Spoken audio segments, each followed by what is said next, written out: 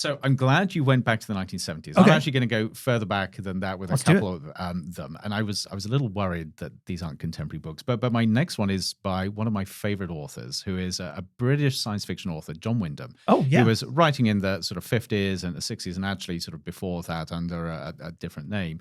And I was wondering which one to choose here. But before I sort of reveal that, he's an interesting author because I would put him at least on a par, if not above, authors like Asimov and Heinlein and Clarke at the time. Sure.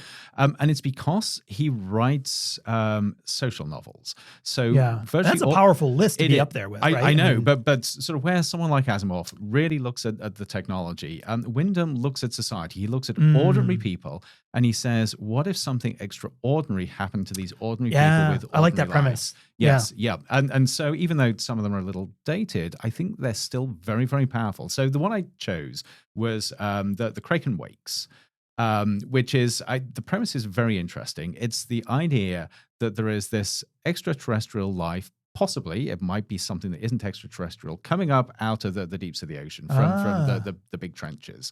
But it plays out through the eyes of these reporters who begin to sort of see these seemingly disconnected events happening around the world. And they start to investigate it. That's cool. And it begins slowly to sort of be clear that these things are actually sort of part of something that's interconnected. Nobody really understands it. Yeah. And so then you look cool. at society's response to this threat. And of course, everything plays out as you would expect, with sort of military responses, with denial, with all sorts of things. But it's just so beautifully written. That's cool. What's the time frame on this? In terms of when it was set, it's contemporary from when it was written, and this was published 1953. Okay, because I have not read this particular one, but one I love because then you can obviously insert the release the Kraken kind of thing, right? Yes, and of course that's where it comes. But from. also, it's interesting too because just hearing you describe that, I'm like, that almost sounds like Godzilla.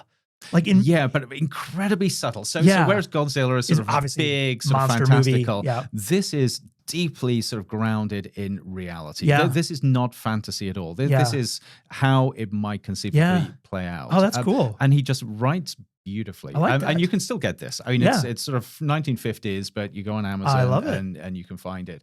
But I would, all of his, I'm going to write about this at one point because all of his. Well, I know you're a fan. We've talked about it quite a bit before.